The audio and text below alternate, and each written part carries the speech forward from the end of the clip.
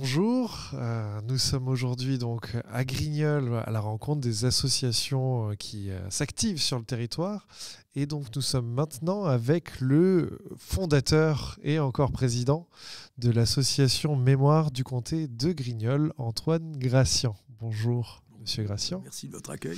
Donc aujourd'hui, le but, c'est de raconter un petit peu l'histoire des associations qui agissent sur la commune de Grignols et de savoir aujourd'hui qu'est-ce qui est proposé par l'association et aussi comment, lorsqu'on est intéressé par les sujets qui animent l'association et dont vous allez parler, comment est-ce qu'on peut y prendre part.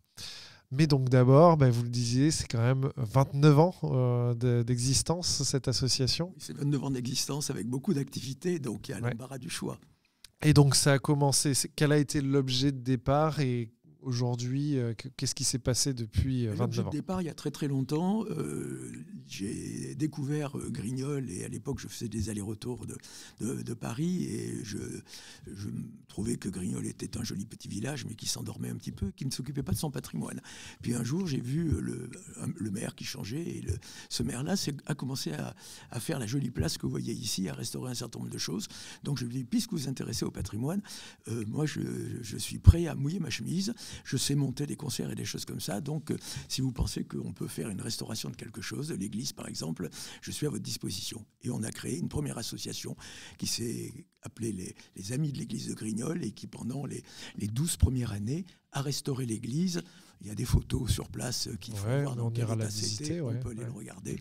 Et après, avec des concerts classiques, jazz et musique de monde, sans aide de financière de qui que ce soit, même de la mairie locale, mais c'était relativement cher, avec les bénéfices des concerts et la dynamique, on a restauré l'église.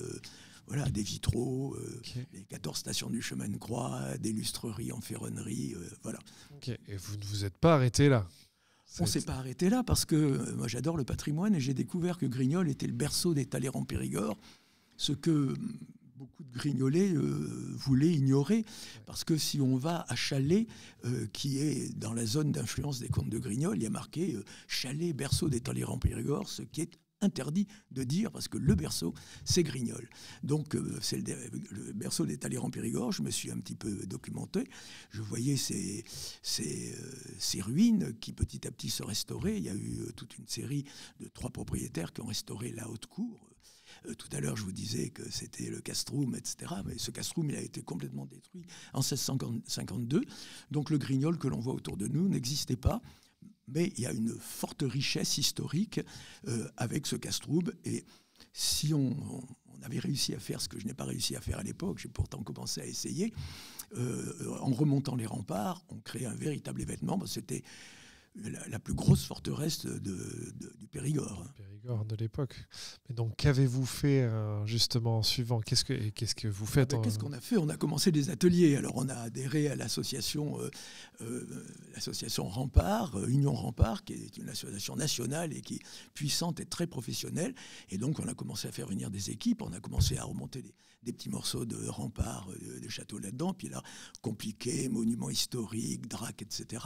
Donc, la DRAC est venue, a dit on va vous aider. Ça a consisté à nous donner des contraintes, en particulier une étude archéologique qui nous a coûté 36 000 € qu'on a financé. Vous voyez ce que je veux dire ? 18 000 € de ces messieurs qui grattaient le sol et qui ont trouvé des objets. Et puis le reste, les pelleteuses, les machins, et on attend, on gratte un peu le sol et puis on enchaîne. Et donc là, on a découvert... Vous savez, il y a des lieux merveilleux pour les archéologues, ce sont les latrines. Alors, tout le monde sait ce que c'est que les latrines, mais généralement, dans les latrines, les domestiques qui avaient cassé quelque chose les jetaient au fond. Et donc, ils ont trouvé beaucoup de choses, beaucoup trouvé d'objets que la DRAC a repris et qui nous rendront un jour, ils nous l'ont écrit, dès qu'on aura sécurisé le troisième volet, puisque là, on a ouvert le volet Grignols Patrimoine, où on peut voir sur notre site grignolpatrimoine.com, où on a des tas d'histoires et de films et de choses comme ça. Mais là, on a attaqué un nouvel envol en acquérant à l'intérieur de ce castrum, dans ce qu'on a dit. Est-ce que je dis 2 mots du castrum, ce que c'est? Oui, vous pouvez le castrum, repréciser. C'est la haute cour, je l'ai dit tout à l'heure, c'est là où vivent les comtes de Grignol, les seigneurs, la basse cour dans laquelle vivent les chevaliers. Et on savait que c'était une puissance considérable parce qu'il y a plus de 30 et quelques chevaliers, alors qu'au Moyen-Âge, quand vous aviez 5-6 chevaliers dans une forteresse, c'était déjà considérable, avec les gens d'armes qui allaient avec.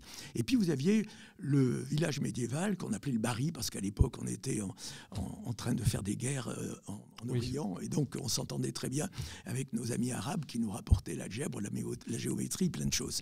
Et donc on a décidé d'acheter cette petite maison parce qu'elle était exemplaire de ce qui s'est passé. 1652, tout est détruit, il n'y a plus que des pierres partout, le Grignol que vous voyez autour n'existe pas, sauf la maison que je vois là derrière, juste derrière, une église avec gothique, une chapelle, une église gothique qui a été transformée en HLM. Ce que moi, personnellement, en tant qu'amoureux du patrimoine, je ressens comme une grande douleur. Mais on revient au castrum, et à ce moment-là, on a beaucoup travaillé avec le castrum, et on a fait ami avec un des nouveaux propriétaires qui nous a prêté le château. On a fait des conférences, on a créé des spectacles vivants, et là on a créé des pièces de théâtre que l'on a jouées dans ce château et dans d'autres châteaux où on s'est développé à la fameuse Châtellenie dont je vous parlais tout à l'heure, qui couvre le double de notre communauté de communes. Donc nos élus locaux devraient être très attentifs au fait que si on anime notre Châtellenie, on anime le territoire de la Châtellenie. Largement, d'accord. De la Châtellenie et de la communauté de communes. Donc aujourd'hui, vous parlez d'événements et à la fois culturels et aussi donc sociaux autour du patrimoine. Est-ce que vous pouvez raconter parce que ça, c'est la troisième vague. À d'activités? chaque fois, on avait beaucoup de bénévoles qui étaient plus ou moins passionnés par ce que l'on faisait, en travaillant soit avec des associations, soit lorsqu'on est arrivé sur notre maison Talleyrand-Périgord, on a mouiller notre chemise nous-mêmes, c'est-à-dire on s'est mis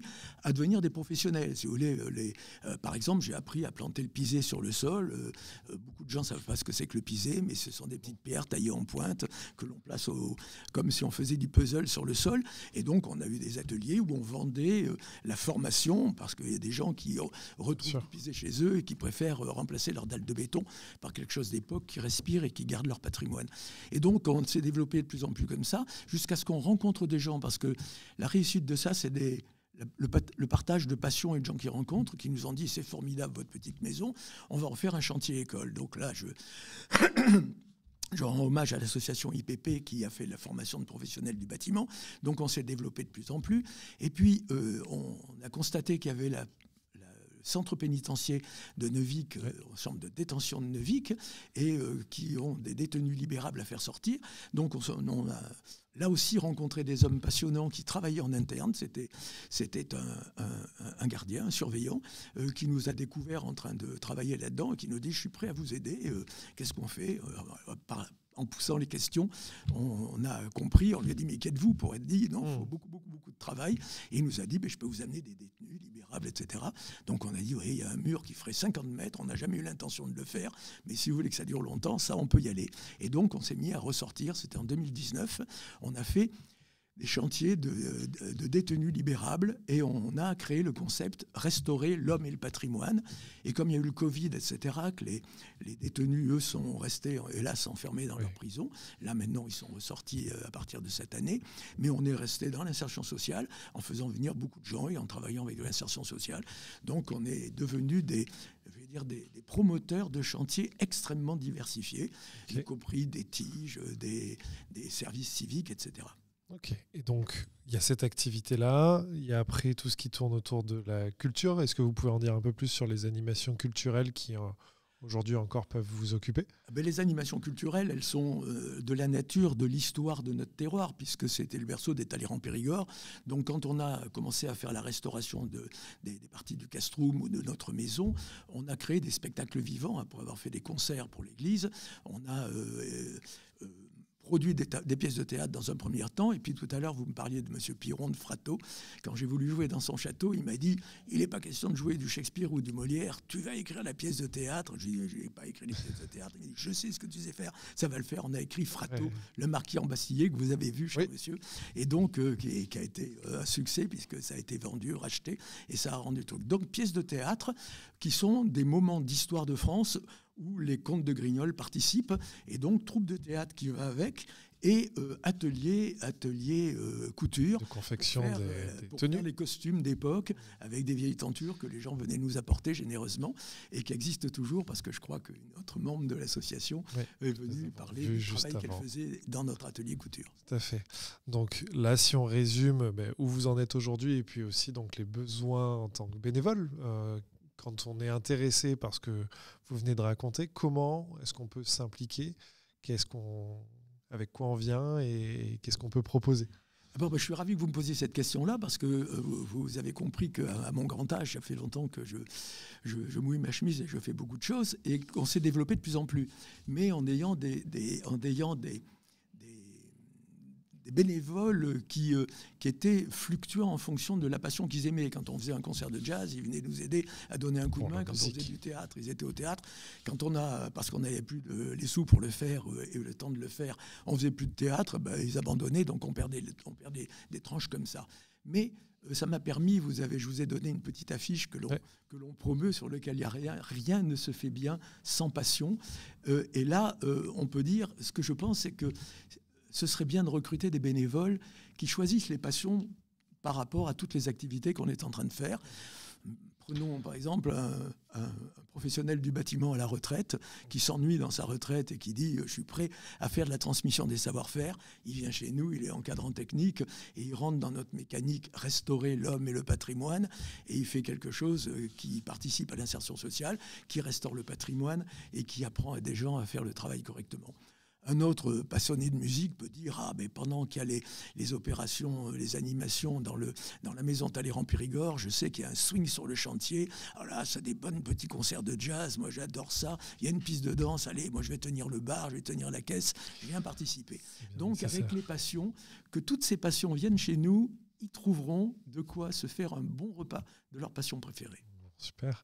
Et est-ce que donc il y a des événements à venir prochainement? Qu'est-ce que vous pouvez me dire sur... Nous en sortons, nous sommes sur une année bilan sur lequel nous avons réanimé toutes les animations qu'on pouvait, théâtre qu'on a joué à la Fabrique de Saint-Astier, parce que nous sommes à Grignols, nous aimons Grignols, mais nous faisons connaître Grignols à l'extérieur.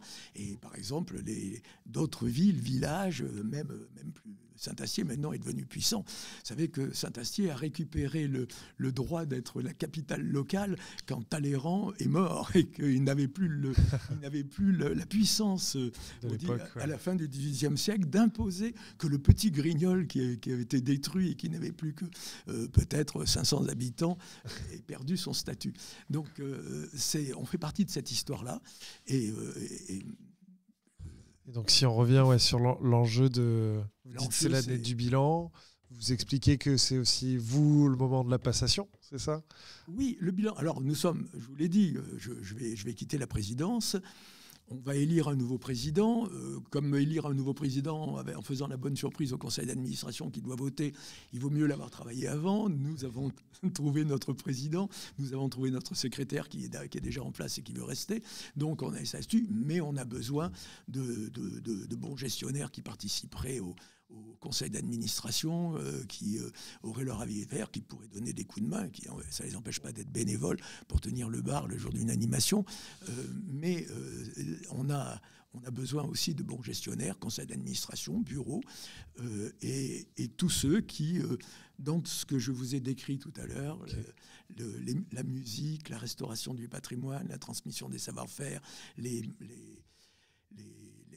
pièces de théâtre, partie culture culturelle, des pièces de théâtre, chacun peut dire, moi ça m'intéresse, et ça va faire revivre quelque chose que nous allons peut-être obliger, que nous avons été un petit peu obligés de mettre un peu sous le manteau, quoique cette année on a tout fait, parce que je voulais finir triomphalement, mais le prochain président, le temps qu'il se rôde, il va probablement prendre un peu de recul et puis faire des choses. On a déjà des choses, mais on ne va pas vous le raconter. Non, il faudra venir. Nous rencontrons la communauté de communes vendredi prochain. D'accord, c'est ça l'événement. Voilà, et on va travailler avec 3-4 associations pour essayer de faire des projets collectifs entre nous. Donc, voilà. Et donc ça renforcerait toute cette participation. Il pourrait y avoir des charnières du reste en tous les gens qui pourraient éventuellement se trouver heureux chez nos autres partenaires avec qui on va monter des projets communs. Okay. Donc pour se tenir informé de tout ça, si jamais il y a une assemblée générale, quels sont les canaux de communication dont vous disposez? Alors, on peut déjà aller regarder ce qui donnera un petit exemple en image, notre site qui est grignol-du6 patrimoine.com. Okay. Et donc, je demande pardon, on est très débordé, vous l'avez compris. Et donc, il y a la personne qui cherche ça, elle est débordée aussi. Voilà. Donc, c'est bien ce que c'est. Il n'est pas toujours tenu à jour, mais il y a quand même de quoi voir. Une partie d'informations. Voilà, il y a toute l'information. Des contacts au besoin. Voilà, il y a même des extraits de certaines de nos films, de pièces de théâtre filmées, etc. Donc, c'est très parlant. Donc, on peut le voir, mais il suffit aussi de me téléphoner au 06 62 59 09 76 ou sur le fixe parce que le 05 53 03 73 53 parce que le portable ne capte pas très bien. France profonde. Super. Bah, écoutez. Et le mail, peut-être. Eh ben, allez-y. Allons-y. Il y aura tout. Antoine.gracian, @wanadoo.fr. Eh ben, écoutez, merci beaucoup pour toutes ces informations. Et puis, on se recroisera potentiellement prochainement pour vous revoir raconter tout ça. Si votre micro est à ma disposition. Avec plaisir. Vous savez que j'ai plein de choses à dire. Oui, je n'en doute pas. Très bien. Donc, il y aura l'Assemblée générale fin janvier, comme depuis des années. Très bien. Merci beaucoup. Merci à vous.